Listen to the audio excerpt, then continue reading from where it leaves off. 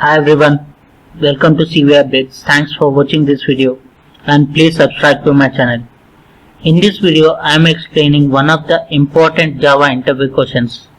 That is, explain about the immutability in Java, why string is immutable in Java, or how to write custom immutable class in Java. So the question is about the immutability.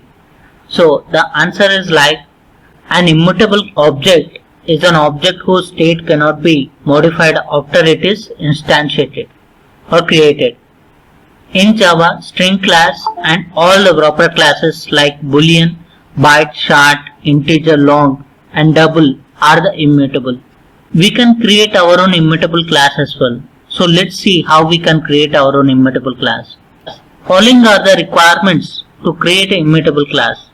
First one is, class must be declared as final, so that child class cannot be created. Fields in the class must be declared as private, so that direct access not allowed. A parameterized constructor should be initialize all the fields, performing a deep copy, so that fields cannot be modified with the object reference. Fields in the class must be declared as final, so that no one can change the value after object creation. Deep copy of the objects should be performed in the getter methods to return a copy rather than returning actual object reference. And final one is a no setter methods. Don't have an option to change the value of the instance variables. So these are the requirements to create a immutable class. So I have already created a source course for this tutorial. Please take this link from the video description. So let's copy this link And go to the browser and paste it into the browser and go to code drop down and click on download zip. So it is downloaded the source code. Let's take the zip file, paste it in your workspace, right click on this zip file and click on extract. So go to Eclipse, click on file, click on import, click on existing projects into workspace, click on next, go to browse, click on the import project, it's under Java-main, click on it, click on finish. So it is imported. Let me explain the classes which are available in this. So first one is a person, which is a immutable class. So I have taken multiple fields in this class. As mentioned here, class is final, fields private, and field should be final, and a parameterized constructor, deep copy in the getter method and a constructor, and no setter methods. Let me show you all the things. Class is final and fields in the class is private and final, and constructor, I have initialized everything in the constructor. And no setter methods, if you can see, no setter methods and only getter methods. And inside the constructor, for the list and map I have written a deep copy, and for the getter methods also I have written a deep copy. So this is how we can write the immutable class. I have taken a class called address inside this person. Let's take a look of address. So address is class final, private and final fields, and I am initializing inside the constructor, and no setter methods, only getter methods. So this is how we can able to write the immutable class, and we can go to the immutable test. So I have created a map object and I have added the hobbies inside it, and I've created address object, and I've created a list of mobile numbers, and I've added to the person object. I'm trying to fetch those details, and after this one I'm trying to add the one more hobby to my map. Let's see whether it's added or not. I'm also adding the mobile number to my list.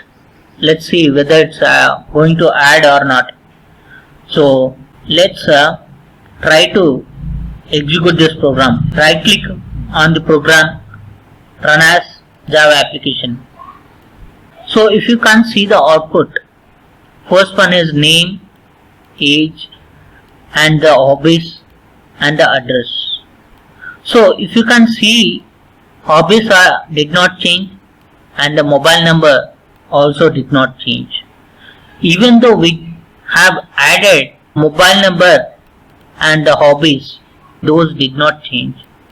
So in case I wanted to add, means if the class is not immutable, then these values are going to add into my actual person object and it's going to give the different result. Let's see how we can get the different result. These are the things that we need to consider while writing the immutable class. So if we are going to write in a different way, how we will get the different result. So first what I am trying to do is, if I am making a shallow copy of constructor, means shallow copy of the object. So let me comment this code. Let me take the mobile number directly and assigning that to the mobile number. And let me try to comment this code. I'm giving the shallow copy and I'm directly assigning the copy to my hobbies. Let's try to execute the program again. Go to immutable test, run as Java application. You can see swimming is added to my hobbies, and if you can see another phone number is also appended to my mobile numbers. Traveling is did not added and this mobile number is also did not added, but these two are added in case we have provided a shallow copy of the constructor. So let me give the shallow copy of the mobile number, that is a list, and hobbies, that is a map. Okay, let's see the result. So right click on the immutable test, go to run as Java application. So if you can see the output, swimming and lastly traveling is also added, and lastly another mobile number is also added. So with this result I can confirm that the person object is keep on changing in case we are changing the code. Means in case we are writing the code in this manner, that is not an immutable class. I just wanted to see. Means writing a deep copy in the constructor, writing a deep copy in the getter method is also impact on the immutable class. Let's go to the another thing called address. Or ask another question like can I add non-immutable class inside a immutable class? Let me make this as a non-immutable class.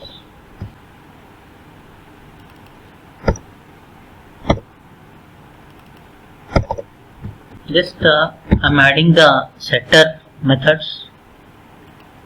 So I just wanted to update the city. Right clicking on the immutable test, run as Java application. If you can see the output, city is changed to BAN. Previously it is HYD, now it is BAN. So in case my address class is a immutable class, let me make this as a immutable again.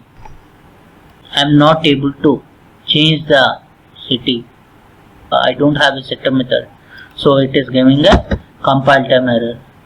This is how we can write the immutable class and we can execute the immutable class.